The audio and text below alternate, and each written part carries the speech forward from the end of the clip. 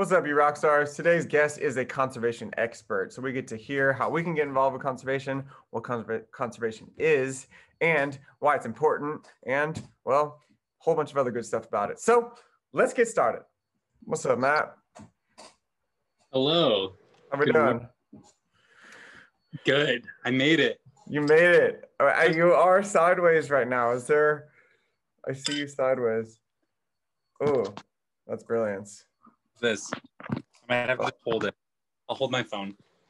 Wait, yeah, okay, that looks good right there. All right. Sweet, dude. Good to see you this morning. How's the morning going? Are you working today? Yes, I sure am. I, just getting my day started, man. It's another lovely day. How about you? I'm doing good. I'm doing great. Yeah, I had an early morning. Did a little stretching and showered up and ready to start the day. Hell yeah. Yeah. So I'm having you on my podcast today. Thank you so much for joining me. Everyone, this is Matt. We're going to talk about some conservation. Basically, Matt is an expert in conservation and has worked in the field for a while. So maybe we'll get started with first hearing about what conservation is and lead to how anybody else can get involved and what the whole deal with conservation is. So let's hear about it. What is conservation? Yeah. So as far as like a career path goes, career paths in conservation are mostly dedicated to resource management and making sure that we are using all of our natural resources in a way that allows us to continue doing so without depleting them over time. So that's a really broad field. It can be anywhere from water resources management, like a utilities company, to a nonprofit that is here to protect salmon. There's a lot of different ways that people can get into a conservation career. So salmon, I was raised in Humboldt and grew up here my whole life. So I remember going to and learning about like the salmon run and going to watch salmon like go upstreams on field trips out in freshwater. So have you ever worked with salmon or worked with people who have done salmon restoration?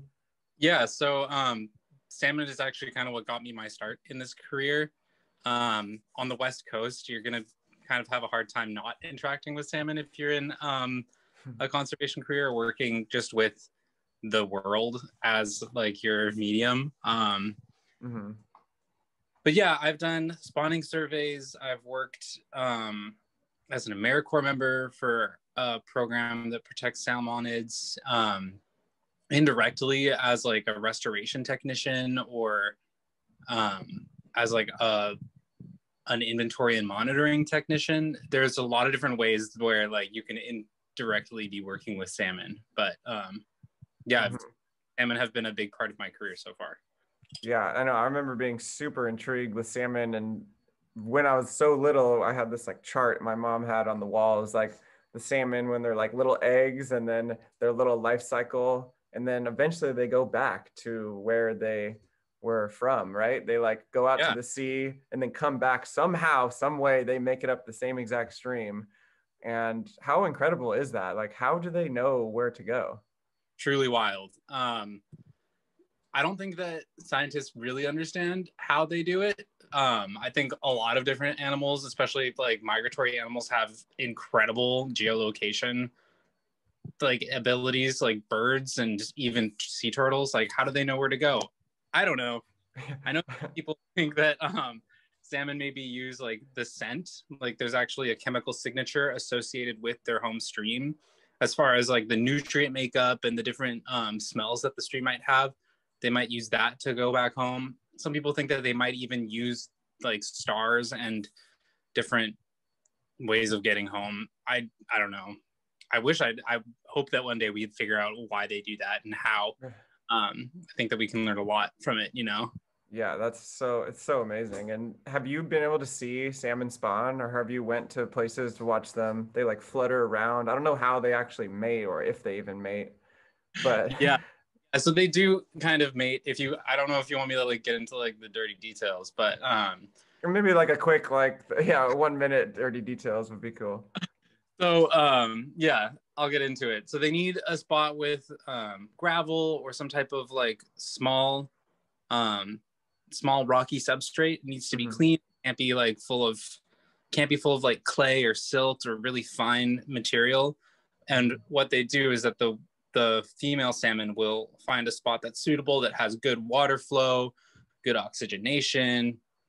They will actually like hang out in the river and curl their tail slightly to one way and kind of feel where the current is coming from. And they'll deposit their eggs in a red that they dig out. So the nest is called a red, and they use their tails to dig it all out from the riverbed. And by the time that they're done, their tails look like an old broomstick, like really. Whoa. They're going for broke. Like this is the last thing they do before they die. So like they're tearing up their bodies. And while the female salmon are digging out the reds, the male salmon are also competing for that space. So they'll battle it out over territory. They'll like slam into each other, all this type of stuff, just in the hopes of being able to like sneak in and find a female who has like dug a suitable red. And then as the female is depositing their like her eggs, the male will come in and deposit their milt or the sperm into the egg area in the riverbed. Okay, so that's what makes the eggs fertile, is actually like depositing their milk or their sperm on top. Yeah. Whoa. It's all in the water. Like whoa. Yeah, some freaky stuff. That's incredible. So salmon got you really inspired to conservation. What was like your first spark, or did you know in high school that you wanted to do this, or was it after high school? Yeah.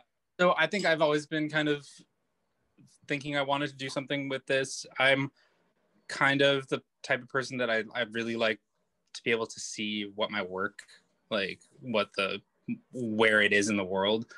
So I think that's something that kind of led me to be where I am today. But I also spent a lot of time as a kid, like spending time outside and like getting really connected to my environment. And then, like with people our age, a lot of us, like we grew up in the time when like climate change was starting to be kind of really common knowledge. And that to me was like, like kind of like an existential dread moment of like, oh my gosh, our planet is going to hell in a handbasket. I'm not gonna be able to live here someday if we don't do something about it. So in like a kind of maybe naive way, like at that age, I thought like, all right, like I'm gonna do something. I'm gonna take this on as like something I want to do. And I think what kind of really made me stuck with it though was this like feeling that the work that I'm doing has kind of like a net positive on the world. Like, I'm not taking something away just to be able to like pay my bills and enrich myself. Like obviously like paying your bills and getting your bases covered, like that's all well and good, but like what an awesome benefit to know that that work that I'm doing is doing good things beyond just helping myself. And I think as a generally lazy person, having that type of philosophical backing to it really helps motivate me. You know what I mean? Definitely. Well, I wouldn't think of you as a lazy person, because I know those conservation people, you've probably hiked miles and been in the woods. Have you ever had to stay overnight in the woods to do projects and whatnot? I'm not that cool. I've never had to camp for my work, but I've like definitely hiked a lot and like probably done work where I should have camped out and not done like a 16-hour day. Oh, yeah. But definitely, it does involve a lot of hiking depending on the job. Not these days, though. Let me tell you, I'm not doing a whole lot of hiking anymore. Yeah, well, it may be COVID or it's just cold right now in the winter. I don't know if the winter seasonal, like dependent.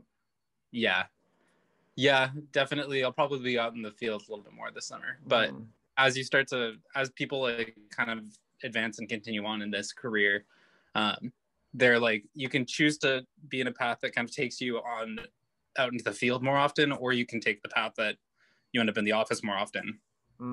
Okay. I'm currently on the second one. And you're on the office side, which is very important. We gotta have that logistical side of things. It's always required. Yeah. And so conservation, when I first thought of it, this morning before this chat, and when I think of it, I think of, helping the forest, helping the rivers, the oceans. Is there like a most important part of conservation? Is it, like the deforestation or the, mud getting to rivers, the rivers drying up. Like, is there a quote unquote most important part of conservation, or do you think it's all together just Yeah. as important? Like, what's the most, like, if I, like, are you thinking of it the way of like, if I'm going to spend like 15 minutes on caring about something, or if like I'm going to spend 15 minutes doing something about something, what's the most Mm-hmm. important? Yeah, Um, yeah. Oceans, rivers, forests. What do oh you God. think? I don't know. Well, I mean, and I'm going to be honest, I think that it is all important. But Mm-hmm. obviously, like, if we're talking about it from a personal like point of view, Mm-hmm. uh, I think whatever you feel passionate about would be what you should like care the most about. Like, Mm-hmm. what would move somebody to action, or move somebody to make changes in their life, or maybe even pursue a new job. Like, Mm-hmm. I think that's what's most important, is like finding what each person feels the most connected to, and what they Mm-hmm. to protect, like, Yeah. um or serve. Like, I grew up in Midwestern Canada, fishing on lakes a lot. Oh, wow. Yeah. Interesting. Yeah, so I really feel connected to like lake environments, and I grew up like really connected to fish. Um, so once I moved to the West Coast and started learning more about salmon and how important they are to the local ecosystem, my like experiences personally with like fish and like rivers and those types of environments Mm-hmm. really informed me wanting to like get involved with salmon. Um, but like, if somebody like really cares about a river that's near their house, then they might want to Mm-hmm. learn more about rivers, or like, we live on the coast. Like, Mm-hmm. I know people who are really like motivated to know about the ocean and that type of thing. Mm-hmm. Um, yeah, for me, it feels like a really, like, it's a really personal thing, as far as like what we are spending our time and our energy and like our emotional energy Mm-hmm. thinking. You know?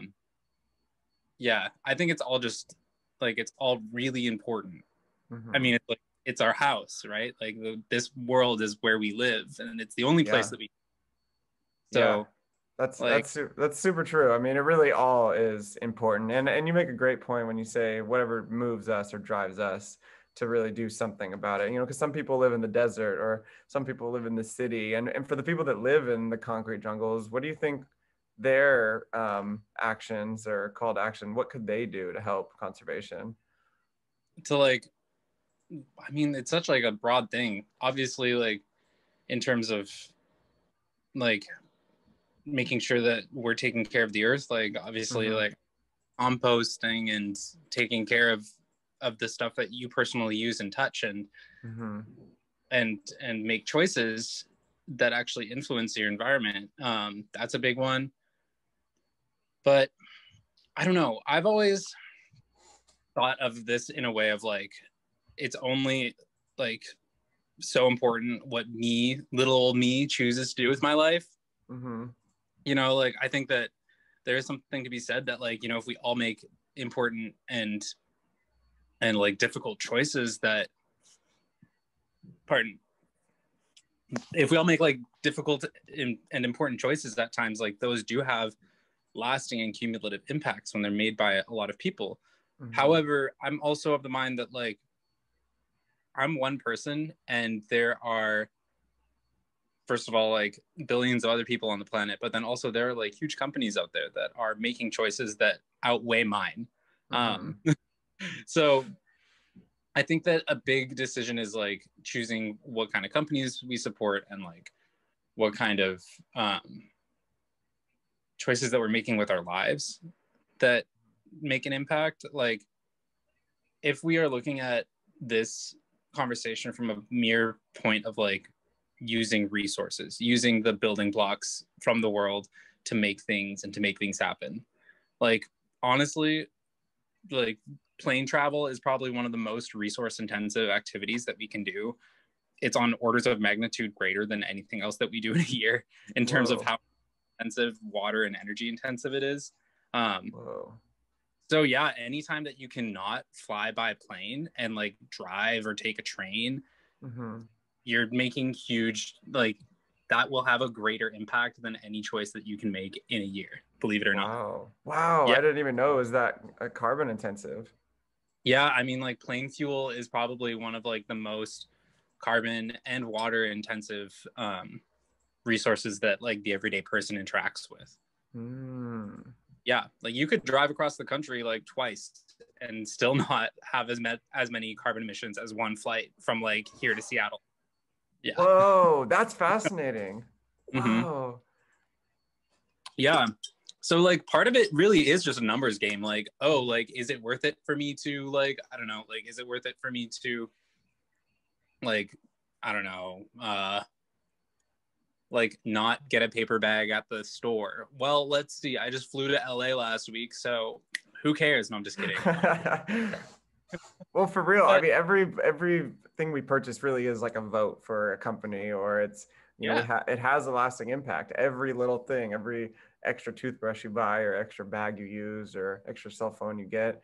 I mean, everything that is made of plastic, you know, yeah, man, and falls in the ocean. especially our phones because they have like there's so many different materials. It has to be sourced from sent to China to get made into a phone. It's gnarly, but I feel Mm-hmm. like we're kind of we've gone to this like huge global when you were asking about like Yeah, true. We kind of people got off topic a little bit.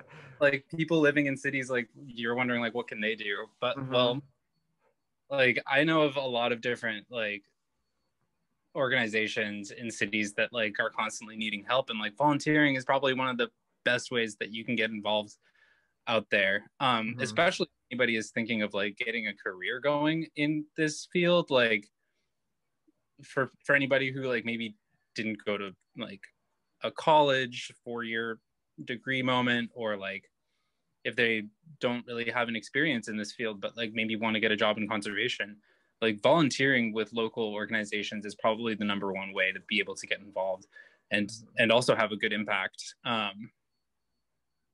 Like there are different land trusts that Mm-hmm. do events, or on the West Coast, like, and I know in a lot of areas there are salmon specific organizations that are like that run different like habitat restoration days, or even like running a phone bank. There's a lot of different ways that you can get involved. I don't know how that's going in Corona times. I'm sure that there Mm-hmm. are a lot of remote ways to get involved. Like if you wanted to phone bank for an organization, or offer Mm-hmm. some type of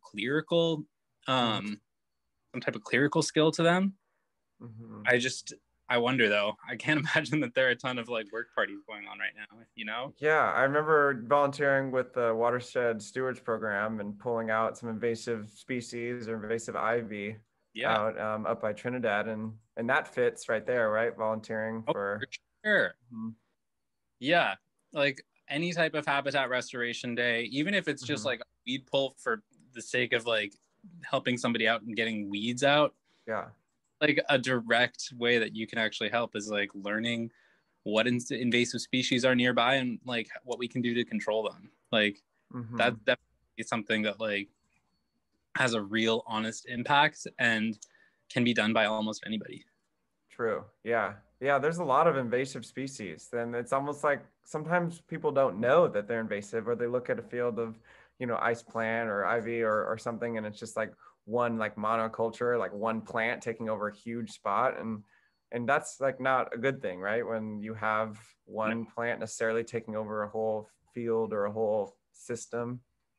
Yeah, well, yeah, it's the big problem with invasive species is that they take up space in a way that's not in the same way that like a native species would.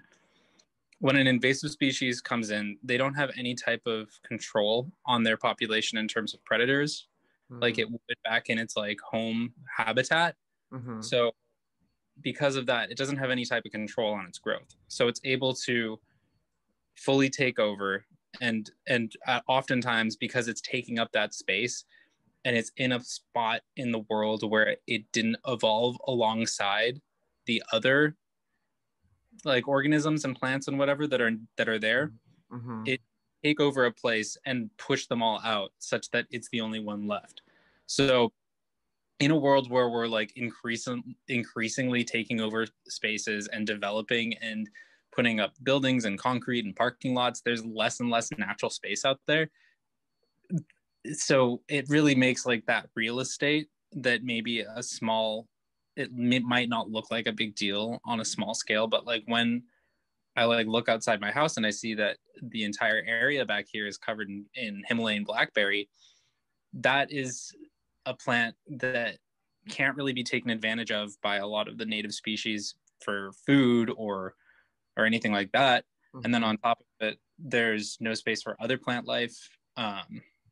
It can actually, oftentimes a lot of native plants aren't able to move back into areas where invasive species have been for a while, because the invasive species can actually change the soil chemistry. Like we're taking a deep dive right now, but like, yeah, wow. Like that's why like a big impact that we can have is to remove those invasives. And like if you have like if somebody lives on a property or owns a house with a lot of invasive species, like that's like a way where in an afternoon you can literally change like the trajectory of your property or like of a public space. Yeah. Yeah. And it really does make a difference, not just for the plants, but also for, you know, when you're taking out non-native invasive species, then you're allowing access of like native bugs or native insects and native birds. Because sure. I mean, I heard, and is this true? You can let me know, that native bugs and native birds, they don't like these non-native invasive species. Like, will these native bugs and insects go to these non-native like plants, or do they just stay away? Is that like weird zone for them? I can't speak to every single like relationship between like a native species and an invasive species, but I do know that like it's like it's kind of like that this is corny, but like it's kind of like a saying that you hear in like food and cooking, mm-hmm. like what grows together goes together. So because these plants grow together, they work well together both in food and in the garden. Mm-hmm. It kind of works similarly in the wild world, where like because Himalayan blackberry has never really grown here until it was introduced up like a couple hundred years ago. Mm-hmm. All of the native plants and all the native birds and like the native bugs, they did not evolve for millions and hundreds of millions of years to be able to interact with it and use this plant. Mm-hmm. Like I know I'm speaking like in some pretty broad generalities. Like I know that there are some like bird species that eat the berries off of blackberry and that type of thing. And I'm sure that there are plenty of bugs that are generalists, but like mm-hmm. there are definitely like native species in every area that are really, they've been living there for hundreds of millions of years, and they are specialized to that habitat, the plants that are supposed to be there, the soil chemistry that's supposed to be there. It's been that way for millions of years. And then like 200 mm-hmm. years ago, we decided that, you know, English ivy would look nice in my yard. Yeah. Like it kind of tracks in that way, where it's like nothing here learned how to eat any of those plants mm-hmm. through evolution. So because it's just happening now, like you can't, it's like if you gave a baby like a hot dog and we're like, all right, you know what to do. Yeah. Like they gotta have baby food or mush like for the first X amount of days. Yeah, milk. That's like totally different scale. Like with like native birds and that type of thing, that's like a scale of like mm-hmm. millions of years, rather than like a baby learning how to eat things in like a few years. You know what I mean? Yeah, definitely. And there's indicator species, right? Some species that indicate that there's a healthy ecosystem or healthy environment. What are some indicator species? Well, that's the thing about an indicator species. So an indicator species is just like, it can be used to indicate anything. So like indicator species can be even like an indication of like a polluted area. So like if something, like you can use an indicator species to indicate that there's high nitrogen in a water system, or you can use an indicator species to say that like it's really clean. Like it's a kind of a broad. Okay, so it doesn't necessarily just mean good. It can also mean, No, yeah, yeah, the I could use opposite. indicator species of where trash is. Like, Mm. I see. Okay, that clears it up a little bit. yeah. So, But as far as like, yeah. oh, I was just gonna say that like as far as like indicator species that like Mhm. mean that it's like that mean that I don't know. Maybe you should just cut this out. I don't know what I'm saying. Oh yeah, no, you're good. No, we're just free flowing here. With individuals out there that are possibly thinking about conservation as a job career. What you said, you mentioned some volunteer opportunities like land trust or watershed programs.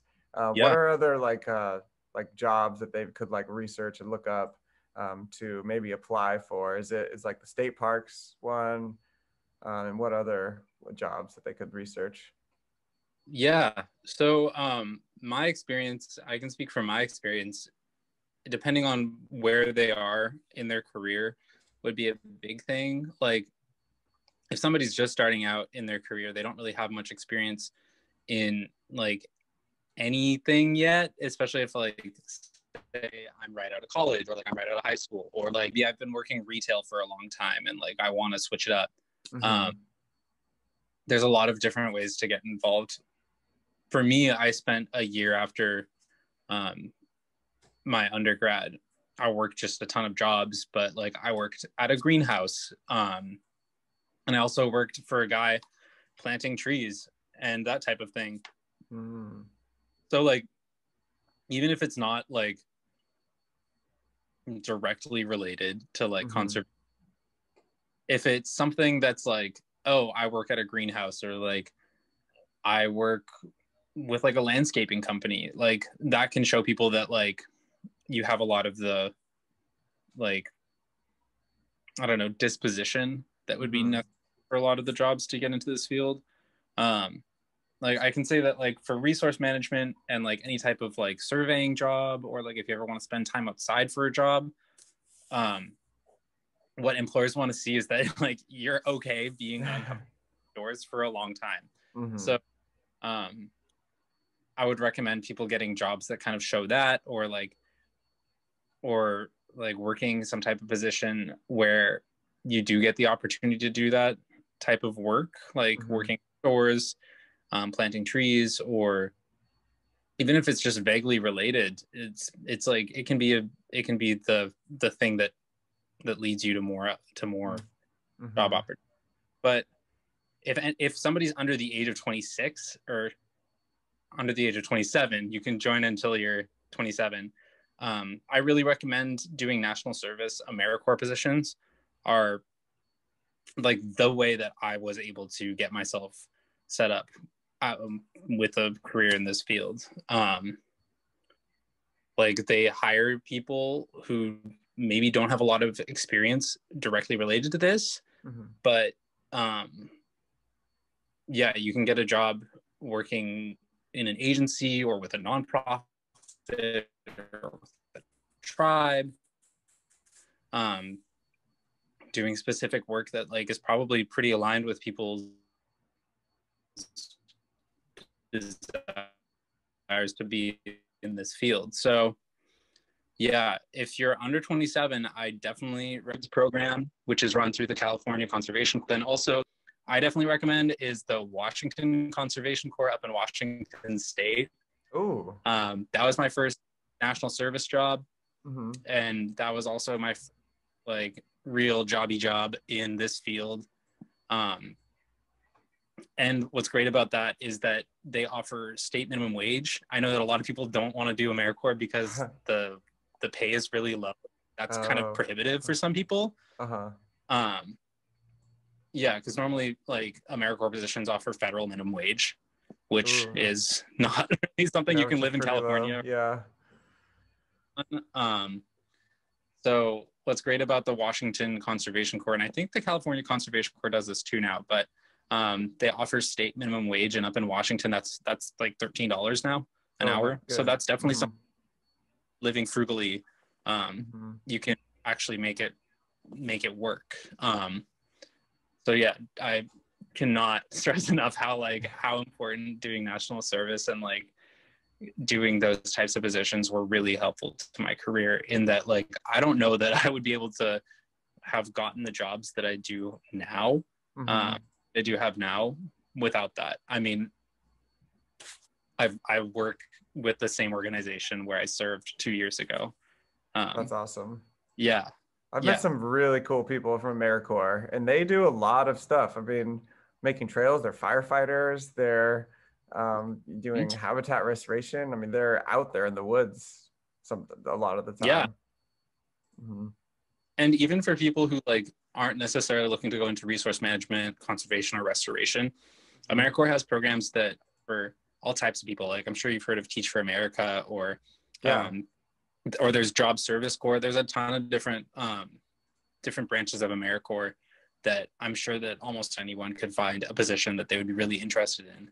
They're broad. Cool.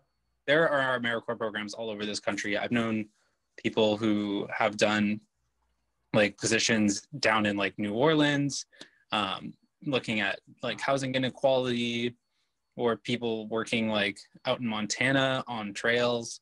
There's a lot of opportunity there, that if you're under 27 and like looking for a change and like or like something to jumpstart the career, that's a great way of doing it. Or hell, even if you just want to like move somewhere. Yeah. It's a great, you have a job.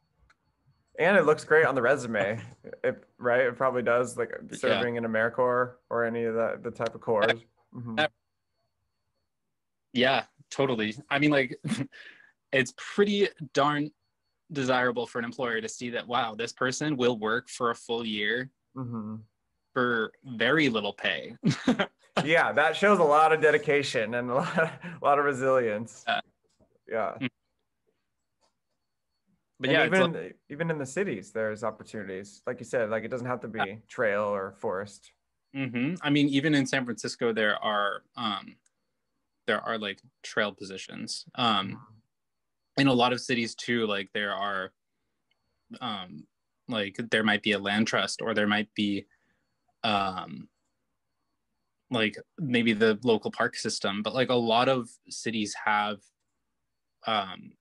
either programs that are like made for this purpose of like helping improve the natural environment of the city, or like it's a land trust that has a headquarters in that city, but they have properties out like out in the country, and they might like days where you can go help with them. Like there's a lot of different ways that you can like get involved, even if you're in a city. And there are almost always programs that can like help people who maybe don't have transportation, help them get out of the city and into the forest. There are like do that.